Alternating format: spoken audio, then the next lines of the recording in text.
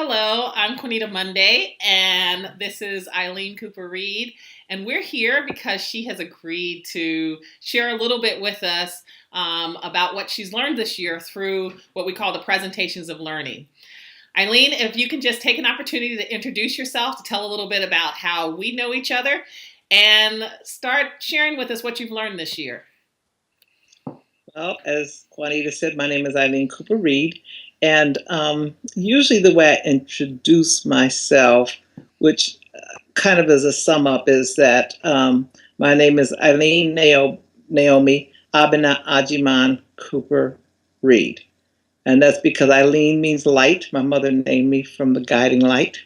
Naomi is my grandmother's name.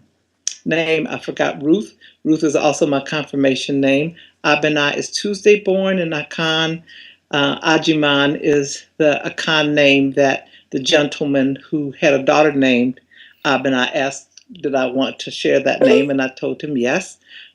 Cooper, because I am my father's daughter. Reed, because I am my husband's wife. And most importantly, a child of God. And mother of 6 and grandmother of 13. That's kind of sums it up. Wonderful. That's who I am. I mean, that's kind of who I am. That at least gives you a view of me. I've known Juanita for a good while, and Juanita, I thought back. I don't even remember when I met you. I've known you that long, and we've known each other on and on. Well, we've always known each other for a good while, but we've contacted and connected with each other over time. And most recently, in the last couple of years, we've reconnected in a most wonderful way. That's because I call her and say, "Would you do this?" And I call you and say, "I said we would do this." That's exactly. So we do that with each other and for each other, I should say. So very much consider her in a number of roles in my life. She is a friend. She is a community daughter. She is a wise woman, from whom I seek counsel and learn things. So we just kind of connect in a number of ways, and we just there's a natural and deep connection, and I appreciate that. With regard to what I've learned over the last year. Well, first of all, this is my birthday, and I'm 68. So happy birthday!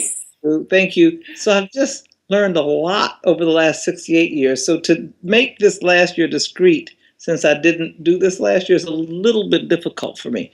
But and everything in life is connected. So it took me a bit to try to pull out and at least to know the kind of my general areas of learning, and they're all connected to one another. So, but if I had to call out 3 areas where I would say I had the most learning in this last year, it would be in recognizing my transition to eldership, in really beginning to understand what defenselessness means, and how I'm showing up in my relationships differently. So those are the 3 areas, and like I said, they're all connected because they can't be anything but connected. But I can talk a little bit about each one of them. With regard to eldership, one of the biggest learnings I had was that elders are not made; they're picked by the youth in their community, and so that was a wonderful, wonderful learning. As I was talking about how was I an elder and how I assumed my eldership. Well, you don't just become an elder because you think you are going to become one. You really have to behave like one, and apparently, and that's how you are chosen. And you're chosen because the young people in your community come to you to ask for your guidance and your advice on things that are important to them.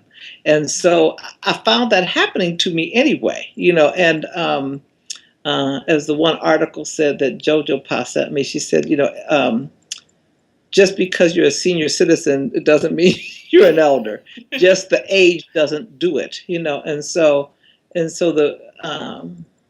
but I'm really fully embracing this transition, and I'm loving it, and trying to uh, explore the ways in which I can be an elder fully in the world, and what that means, in terms of my relationship to the world and the people around me, um, and to the work that we all have to do.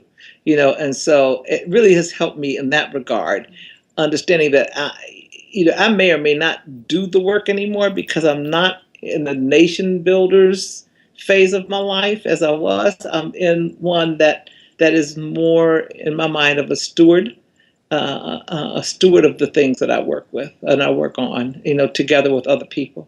And so it's really helpful to have me understand better my role in the work of change and the work of how change occurs in our community, and what my part is to do. So appreciating that. It also makes a difference in my family. Um, as my parents move on, and my father has passed away, but my mother is still living. But as she does that, I become I am being thrust into the position of matriarch, which I didn't think I asked for, but apparently I was asking for it, because it sure is coming my way. And for me, that's a part of eldership too, because just because you are an older woman in the family does not mean you will be the matriarch. But the young people in the family have not just acknowledged, but suggested that I was the matriarch. And so that's been an interesting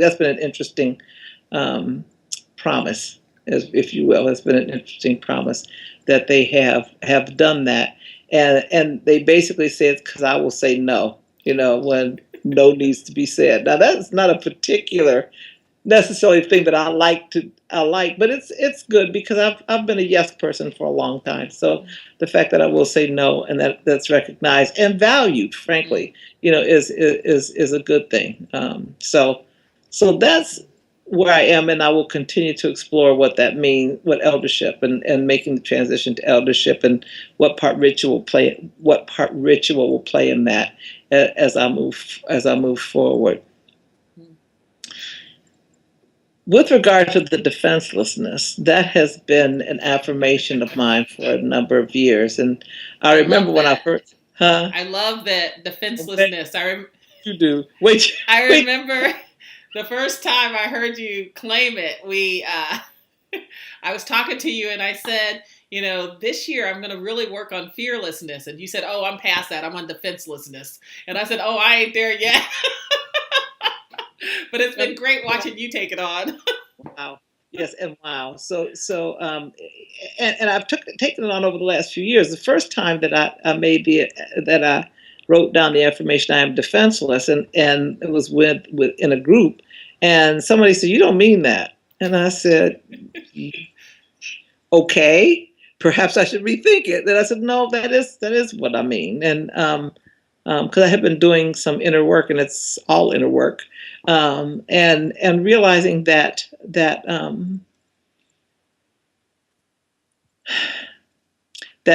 taking it on as an affirmation was something that I needed to do at the time, and so it's exhibited itself over time very differently. This past year, it's right up on me, So it just wreaks havoc with the way that I've done things in the past. So what does that look like? It means showing up very differently. It means showing up very differently. It means changing my judgments. It means has meant examining when I was perhaps overly critical. Because it also means I was being overly critical of myself. Because anything you do with or to someone else, you're doing to yourself at the same time. It is causing me to host myself differently, and to pay attention to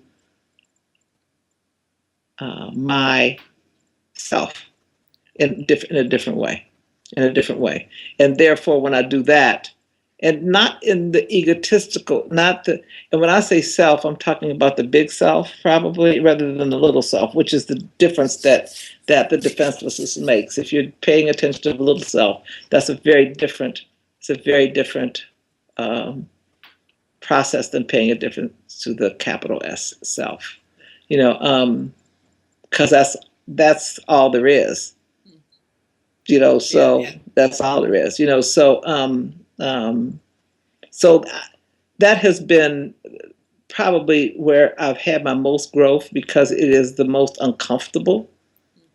It's the most uncomfortable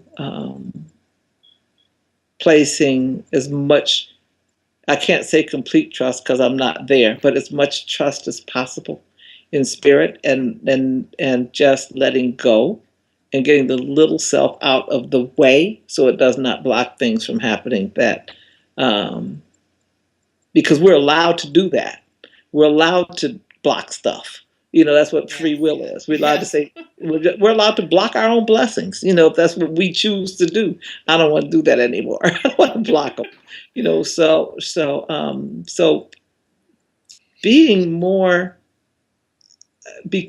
more sensitive to other people. And I used to think I was the most sensitive person in the world. Well, guess what? That was not the case, apparently. And so I've had to and wanted to become more sensitive to other people, not walking on eggshells, mind you, because I don't believe in that, but becoming more sensitive in the sense that of valuing other perspectives that are different than mine. It's easy to value perspectives that are the same as mine. It's just, I think that's true for all of us. Yes, it is. But recognizing that and keeping it at the forefront is something that helps with the defenselessness. So no one is out to get me. And I mean, I kind of knew that a long time ago, but what that really meant, and that's really what I'm talking about. It's not so much that I have been doing defenseless, working on that for years, but this year in particular has been deeper and more uncomfortable, and therefore more fruitful, and so because it just causes me to show up differently. And when I show up differently, the world shows up differently. The world around me shows up differently. So and the last one is, and I point this out, it's really interesting because it shows up very practically, that I show up differently. And we've talked about this with males. And I have 13 grandchildren, and the last 5 are males. So all of my 5 youngest grandchildren are males. So there's something about me and my male side that I want to explore, but I probably need to explore, and I'm learning that that's what I need to do. That I'm sure that every male in my life will be happy about that. A gift to both of you, huh? And and part of it may be because, my father, I was very, very close to my father, and he just was one of the loves of my life, and he passed away about 1.5 years ago. So this is my first full year kind of without him. So I don't have to replace him, but I have to appreciate the other males in my life in the same fashion for what it is they bring to me, and I haven't always done that. And part of it was because I allowed him to loom over that, and it wasn't necessary. That's just what I did, and so, but at this stage in my life, I hopefully understand a bit more about embracing my male side, and yet having a balance between my feminine and my masculine that allows me to blossom and allows others to engage with me in a different kind of way. So that's it. Yeah. That's a lot. That's how wonderful. How, one of the things I was struck by in listening to you talk about what you've learned this year is just, you and I were talking earlier today about how communities work and how we carry different pieces for each other. Mm-hmm. And so, I hadn't really thought about it, but I'm glad that I'm doing this with people who are in my inner circle, because what I get to see is those pieces reflected for me too. Mm-hmm. And how wonderful. What a gift that is. So thank you. Yeah. So these things that you're stepping into for the next year, are you wanting to deepen those three, or are there new things you want to add to your journey that you want to learn for this coming year? Oh yeah, there always are. I mean, there always are. I'm already looking forward. That said, I'm really about remaining in the present as much as possible, staying in the present and allowing things to unfold. Mm-hmm. That is something that I think eldership helps me with, because I've always rushed forward. And I mean, that's been kind of my way, rushing forward and keeping on going. And I really am attempting to practice to just be present and allow things to unfold, because when they do, they're so much easier. I mean, so much easier. It's just crazy easier to allow things to unfold and understand that I don't control anything. And I know that in my head. Now I really have to want to practice it, because it's just, life doesn't have to be hard. We just make it that way because of the choices that we make. So I'm at a point now where I really don't have to do that and don't want to do that, and don't have anything to prove to anyone. Don't have anything to prove to myself, for that matter. I can really just sit back and let the chauffeur take me where I need to go.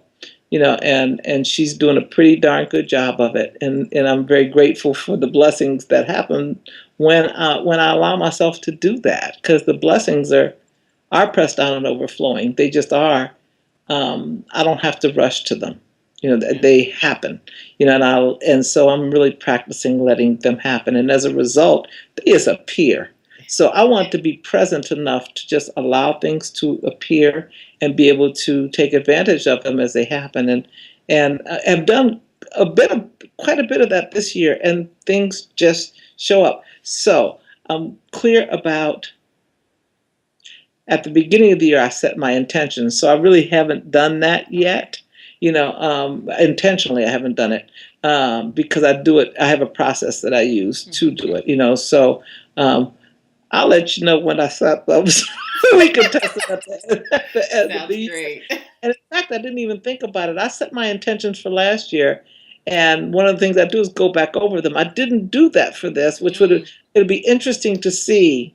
It'd be interesting to see what they were, to go back and look what they were and see what happened, so, but I imagine they're pretty close. They usually are, because I've been very careful careful, I should say, about doing that. And so what I set my intention, what you set your intentions at, you pretty much get if you stay true to them, stay true to the intention and have a focus on them, and nurture them and allow grace to surround them. And the grace part is the part that I want, because that's the unfolding. Yeah. They unfold in grace. You don't have to open them up. Yeah. They occur because the universe has every intention to serve you if you allow that to happen. Yeah. That's what I want in the coming year. Wonderful. Well, I just thank you for being a wisdom keeper and an elder in my life. I feel so grateful. And I love that you said yes to this invitation. And I just want to give you just one more moment, huh? No, go on. I was just going to give you a moment to, in that position of elder, if there's anything that you would like to share kind of about where we are right here, right now with the people who are watching this?